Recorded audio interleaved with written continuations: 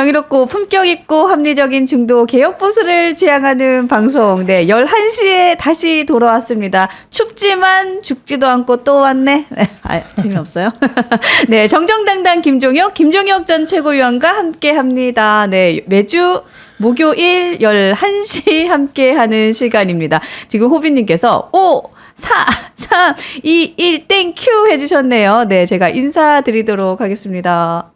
안녕하세요. 네, 안녕하십니까. 반갑습니다. 어저께도 봤으니까. 오늘 왜 이렇게 추워요?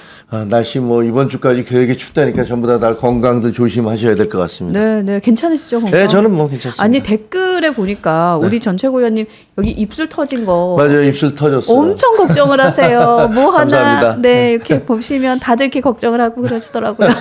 괜찮으시대요, 여러분. 네, 지금 실방이 맞습니다. 11시 지금 실제 라이브로 방송하고 있습니다. 지금 오전 10시부터 헌법재판소 윤석열 대통령 탄핵 심판 6차 변론 기일이 시작을 했더라고요. 그러니까 뭐 우리 시청자 여러분들 또 그것도 구경하시랴 뭐 그러느라고 여기 좀 많이 안 들어오신 것 같은데 네. 저희가 거기서 진행되는 거 실시간으로 자세히 해설해 드리겠습니다. 지금 10시부터 내용을 보니까 뭐 계속해서 속보가 하나씩 둘씩 뜨고 있는데 지금까지 나왔던 내용들 중에서 조금 주목할 만한 내용 지금 하단에 속보를 띄워드렸는데요. 곽종근 150명 넘으면 안 된다는데 들어갈 수 없겠냐라는 지시를 이 김현태 씨가 받았다고 합니다.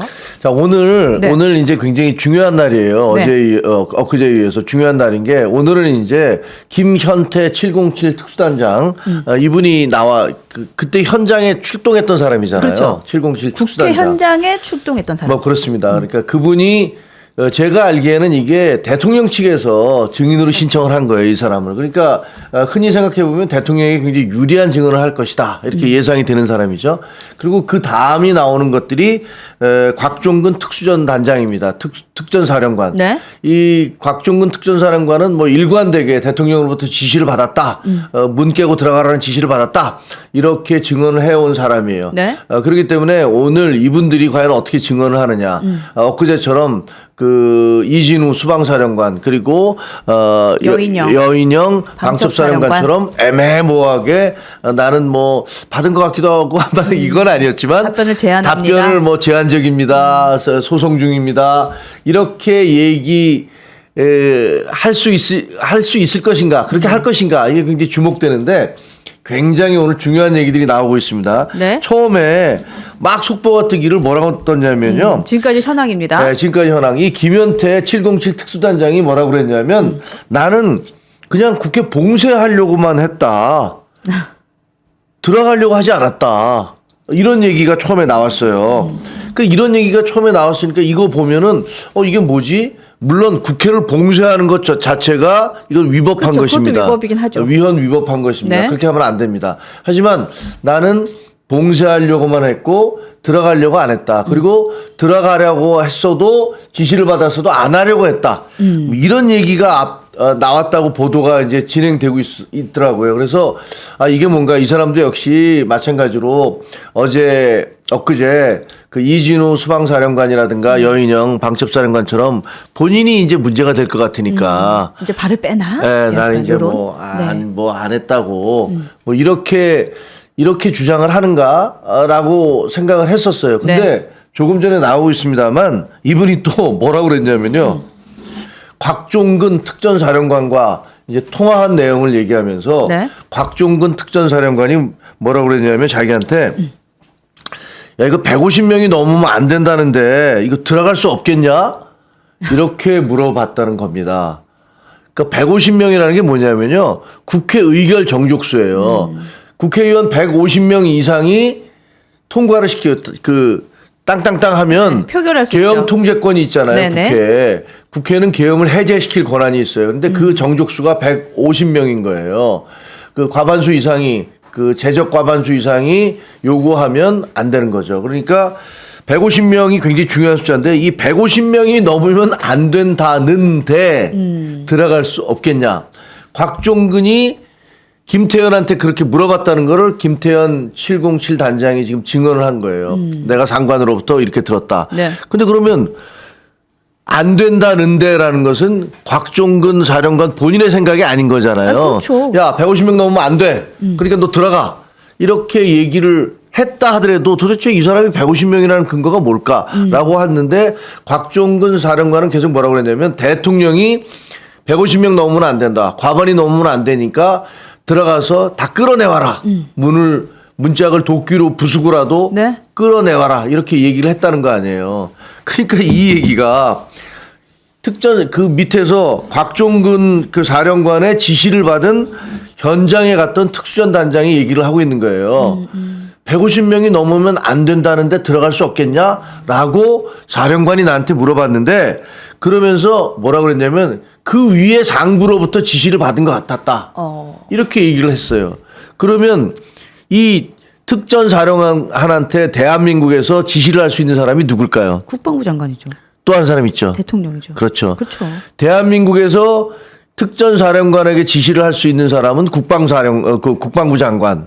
그 계엄 사령관이 물론 있을 수 있겠죠. 네, 네. 세 명이겠네요. 계엄 사령관, 그다음에 그 국방부 장관, 그리고 대통령입니다. 네. 그런데 여기저기서 대통령이 곽종근 씨는 일관되게 대통령으로부터 그런 지시를 받았다라고 증언을 해왔잖아요. 그렇죠. 그런데 그거를 여기서 본인의 증언뿐만이 아니라 그 지시를 받은 현장에서 현장에 들어갔던 네. 707 단장이 그걸 확인해주고 있는 거예요. 그 150이 넘으면 안 된다는데 들어갈 수 없겠냐라고 네. 얘기를 얘기를 했고 또 뭐라고 물어봤냐면 테이저건과 공포탄에 대해서 물어봤다는 거예요. 곽종근 특전사 사령관이. 그러니까 구체적인 그 무기까지 나온 거잖아요. 그렇죠. 테이저건과 그 공포탄을 네. 쓸 수 없겠냐. 이건 왜냐하면 우리가 추정해 보기에는 대통령이 문짝이라도 부시고 들어가서 끌어내라 라고 얘기하니까 아마 그런 것을 대통령이 이렇게 얘기했어 라고 말할 수는 없을 거잖아요. 그렇죠. 그렇죠. 그러니까 밑에 있는 사람한테 야, 혹시 테이저건이나 무슨 공포탄 같은 거 쓸 수 없겠어? 라고 했더니 특전사령관은 제한됩니다. 이렇게 얘기를 했다는 거예요. 그걸 쓰는 것은 제한됩니다. 왜? 아니, 이걸 보면은요. 네. 나이가 밑으로 내려갈수록 이 군인들이 이거 불법적인 명령 아니야? 라는 어떤 이제 약간 본능적으로 알았다는 생각이 들어요. 회의감 같은 걸 갖고 있는 이거 거예요. 뭐야? 이거 큰일 나는 거 아니야? 이런 느낌으로. 그렇죠. 네. 이거는 이제 홍장원 장관도, 홍장원 국정원 1차장도 대통령이 쓰는 명단을 쭉 적다가 중간에 야 도대체 이게 뭐지? 라고 하면서 적는 걸 그만뒀대잖아요. 그렇죠. 왜냐면 민간인 이름이 나오고 한동훈 이름도 나오고 뭐 이러니까 도대체 이게 뭐야? 라면서 중단을 하고 나중에 이제 기억에 의해서 야 그래도 어쨌든 대통령이 하신 말씀이니 적어놔라 라고 얘기를 했다는 건데 네. 그럼 여기서 이제 특전사의 707 단장이 특전 단장이 이렇게 증언을 하고 있어요. 근데 이게 이 증언이 네. 수미상관하고 그 논리에 부합하는 게 현장에 들어갔던 그때 특전사 요원들이 네. 자기들끼리 주고받은 핸드폰 단톡방에서 야, 이재명과 한동훈만 체포하면 된대. 어? 뭐 10명 그런 거 다 잊어버리고 일단 그래요? 얘들부터 잡아. 이런 단톡방에서 주고받은 문자들이 다 있잖아요. 그 메시지하고 지금 딱 맞는 증언들이 나오고 있는 거라고 보여지네요. 그렇죠. 네? 그러니까 이 특전사령관이 했던 얘기, 대통령은 나는 그런 얘기 한 사실이 없어. 라고 부인을 했지만 이 곽종근 그 특전사령관은 네. 그 전에 계속 해왔던 얘기. 근데 이것이 자기 부하가 받은 지시로서 확인이 되고 있는 겁니다. 네. 150명 넘어가면 안 된다는데 와. 라고 특전사령관이 얘기를 했고 야 테이저건이나 공포탄 이런 거 써서라도 어떻게 들어갈 수 없느냐. 그러니까 제한이 됩니다. 이렇게 밑에서는 얘기를 했다는 거죠. 네. 그러니까 어떻게 보면 이 현장에 나간 군인들은 알고 있었던 거예요. 이게 정말 위법한 거다. 이거 하면 안 된다. 이거 뭔가 이상하다. 잘못하다 큰일 난다. 이거 알고 네. 있었던 거죠. 우리나라 뭐 좀 이상한 게 왜 대통령은 그런데 이렇게 위법한 지시를 하셨을까 이런 부분들에 대해서 정말 우리가 의문을 삼을 수밖에 없는데 지금 이거는 현재 특수전 707 단장이 계속 증언을 네. 하고 있으니까 또 어떻게 나올지 이거를 저희가 좀 더 진행을 지켜봐야 될 것 같고요. 근데 확실히 탄핵 심판이 계속해서 시작이 되고 진행이 되고 진행이 될수록 정말 이거는 뭐랄까요? 좀 큰일 났다라는 생각이 드는 게 이게 국민의힘이 계속해서 저렇게 대통령과 선긋기를 안 하고 있는 이 상황이 계속해서 같이 빨려 들어간다라는 생각을 안 할 수가 없어요. 그러니까요. 이거 어떡해요? 그러니까 지금 이제 어제 그 나온 거 그 엊그제죠. 그러니까 엊그제. 오차 했던 변론에서 나온 걸 가지고 네. 이렇게 일부에서는 홍장원 국정원 1차장에 대해서만 공격의 포인트를 계속 몰아가더라고요. 그러니까 뭐 좌파라고 막 공격했잖아요. 좌파니 뭐 얘가 원래 그런 애니. 근데 좌파를 왜 국정원 1차장에 임명했는지 그건 뭐 그렇죠. 말도 안 되는 2년 얘기지만. 반 동안. 예, 그렇죠. 근데 그것과 그 이진우라든가 여인영이라든가 이런 분들의 진술이 굉장히 모순되는 것. 네. 그리고 검찰 그 조사 과정에서 이분들뿐만이 아니라 이분들의 부하들이 증언했던 내용들 이런 것들은 아직 제대로 보도가 되고 있지 않아서 네. 이런 모든 것들이 다 보도가 되면 아마 이 계엄의 진실 이런 것들이 드러날 거라고 생각을 합니다. 그 이른바 계엄령 그 계몽령이라는 네. 계엄의 진실이 네. 드러날 거라고 생각이 되는데 아유, 참. 자 이제 조금 있다가 곽종근 네. 곽종근 특전사령관이 또 출석을 해요. 그렇죠. 아직까지 뭐 이렇게 속보가 나온 건 없더라고요. 네. 네, 그렇습니다. 이게 아마 2시 아닌가 싶은데 몇 시에 들어오는지 정확히 제가 아까 보지를 못했는데 이분들이 와서 오늘 이제 두 분이 네. 특전단장 707 특수단장 김현태 단장하고 그다음에 곽종근 특전사령관 이분들이 증언하는 내용을 보면 네. 그러면 조금 더 이 계엄의 실체가 드러날 것이라고 생각합니다. 그리고 아이고. 곽종근 특수전 사령관은 2시가 맞고요. 맞아, 오후 2시 맞죠? 네네. 그리고 네. 박준섭 대통령실 경제수석이 지금 3시 반에 진행이 될 예정이라고 하니까 지금 2시, 3시 반에도 계속해서 주요 증인들의 참석으로 인해서 속보가 많이 나올 것으로 예상이 됩니다. 예, 맞습니다. 그거는 뭐 제가 보기에는 뭐 박준섭 그 수석은 그 대통령과 매우 가까운 분이니까 네, 아마 네. 그 유리한 증언을 할 거라고 생각이 되어지는데 오늘 하여튼 제가 아까 707 특수단장이 했던 얘기들 나는 봉쇄만 하려고 했다 들어가려고 하지 않았다라고 이제 처음 그 보도가 떴을 때는 속보가 떴을 네. 때는 이분 뭐 다시 그 지난번에 이진우 그리고 여인형 사령관들처럼 네. 자기 방어를 하려고 하는구나 이렇게 생각을 했었는데 그 뒤에 나온 충격적인 얘기들 곽종근 특전사령관으로부터 150명이 넘으면 안 된다는데 들어갈 수 없겠냐 테이저건 공포탄 사용할 수 있느냐 이야. 뭐 이렇게 얘기를 했다는 거니까 이 부분은 이제 굉장히 중요한 증언이 될 것이다 이렇게 생각을 해요. 야, 근데 테이저건은 그건 사람한테 쓰는 거잖아요. 야, 이거 어디다 이렇게 쓰려고 했나라는 뭐 생각이 그렇죠. 들고. 그러니까 예를 들면 기절시켜서 그래서 이제 다 끄집어내겠다. 야. 뭐 이렇게 얘기할 수 있겠죠. 그다음에 어저께 네. 엊그제 나온 것 중에서도 이제 여러 가지 그 이후에 보도가 나오고 있어요. 대표적인 게 이거죠. 여인형 방첩사령관 여인형 방첩사령관이 자기 부하한테 했던 질문이라는 거예요. 네. 야, 우리가 계엄을 한 다음에 누구 이런 사람들 체포하려면 어떻게 해야 돼? 라고 얘기했더니 그 부하가 이렇게 물어봤다는 거예요. 아니 왜 정치인들을 우리가 왜 체포합니까? 라고 물어봤다는 네, 거죠. 네. 그랬더니 이 여인형 사령관이 포고령 위반이야. 이렇게 얘기를 했고 그러니까 이 밑에 있는 젊은 그런 어떤 그 군인들은 네. 알고 있었던 거예요. 아니 사령관이 왜 갑자기 정치인들을 계엄을 하면 하는 거지 왜 정치인들을 체포를 하라고 그러지? 이거 뭐 하는 짓이지? 라고 해서 자기 장관에게 물어봤던 거예요. 그런 내용을 검찰에 가서 다 진술을 했어요. 아니 그리고 포고령은 진짜 하려고 했던 거 아니었다 이런 얘기가 있었잖아요. 근데 뭐 지금 포고령 위반했기 때문에 정치인들 잡아야 돼라고 얘기했다면 이거 앞뒤가 또 안 맞는 거잖아요. 그렇죠. 네? 포고령이라는 것도 사실은 말이 안 되잖아요. 말이 안 되는 거죠. 포고령 뭐 다 불법적인 위헌적인 걸로 내용으로 다 우리 지금 뭐 새벽별님 얘기하시지 포고령 자체가 위법이죠. 그런데 그렇죠. 그 포고령에 따라서 그 위법을 했으니까 이 사람을 잡아가겠다. 근데 왜 잡아가야 되는 거예요? 이렇게 얘기를 했고 이뿐만이 아닙니다. 네, 네. 이진우 이진우 수방사령관 네. 이분도 뭐 계속 애매모호하게 얘기를 하면서 답변을 안 하겠습니다.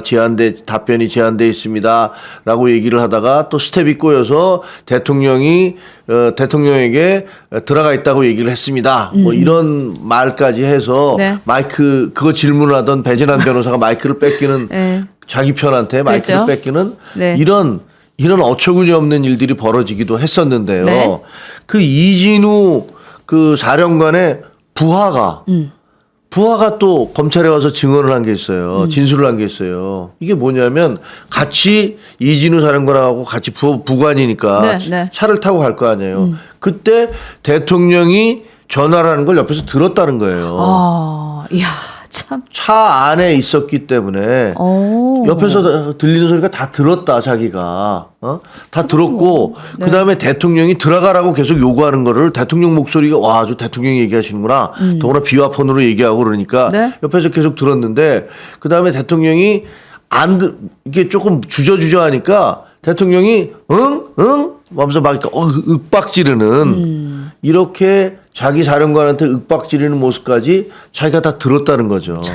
그 원투네요, 원투. 그러니까 원은 그저께죠. 그저께 5차 변론기일에서 이제 윤석열 대통령 측 변호인으로부터 이제 신문하는 과정에서 나왔던 대통령께 총 안 메고 들어갔다고 여러 차례 말씀드렸어요 했던 거 은연중에 나왔던 거 하나. 두 번째는 같이 차에 타고 있던 자신의 부하가 두 분이 통화하는 거 들었어요 하나. 원투. 이거는 정말 빼도 박도 못하는 빼박 아닙니까? 그렇습니다. 네. 그러니까 다시 한번 정리해드리면 네. 이틀 전에 헌법재판소에서 심판이 있었는데 그때 이진우 사령관 그리고 여인형 방첩사령관 네. 수방사령관과 방첩사령관은 대통령에게 불리한 얘기는 애매모호하게 흐리면서 답변이 제한되어 있습니다. 제가 형사재판을 받고 있습니다. 네. 뭐 이런 주장을 했고 했는데 그럼에도 불구하고 이분들의 부하, 네. 부관, 측근 이런 분들은 검찰에서 모두 대통령으로부터 그런 지시를 받는 걸 내가 들었다. 직접 들었다. 네. 그리고 체포하라고 그러니까 사령관이 이런 사람들을 체포하려면 어떻게 해야 돼?라고 하니까 아니 도대체 왜 정치인을 체포를 합니까? 라고 물어봤다. 네. 그랬더니 포고령 위반이야. 라고 얘기를 했다. 그 얘기를 들었다.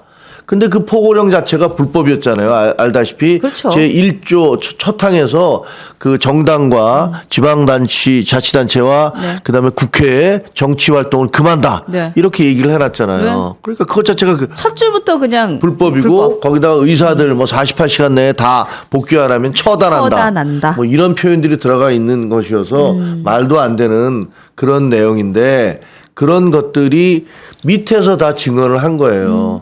사령관들은 나와서 그렇게 얼버무렸는데 밑에 있는 그런 군인들은 아닙니다. 우리 사령관이 그렇게 얘기를 했습니다. 네. 라고 증언을 한 거죠. 이거 들으면 좀 부끄러워요. 그럼요. 예, 그렇죠. 그럼요. 예. 뭔가 부끄러움은 국민 몫인 것 같아요. 아니 왜? 우리만 부끄러운 것 같아. 아니 부하들 보기 부끄럽지 않나요? 그렇죠. 네? 그리고 우리나라 군대가 이런 조직 아니지 않아요? 아니 그러니까요. 아니 부하들이 거짓말을 하고 그런 것들에 대해서 야 너 군인의 명예가 뭐야 라고 질타해야 되는 것들이 상관이잖아요. 그런데 상관이 사실 자기가 부하들이 다 들은 얘기 부하들에게 했던 얘기를 그 헌법재판소에 가서 만약에 그것이 사실이 아닌 것처럼 얘기를 한다면 네. 그거를 보고 있는 부하들은 무슨 생각을 할까요? 그렇죠. 네? 야 우리 상관이 그러네. 저런 분이었어? 그거야말로 군 기강을 스스로 무너뜨리는 것 같아요. 그러니까요.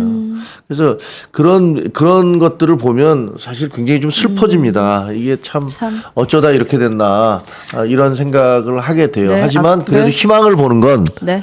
사령관들이 그렇게 얘기해도 우리 젊은 군인들은 그것이 아닙니다. 사실이 아닙니다. 이렇게 얘기하고 있다는 거. 네. 그런 것들이 대견스럽기도 하고요. 자랑스럽기도 하고요. 그렇습니다.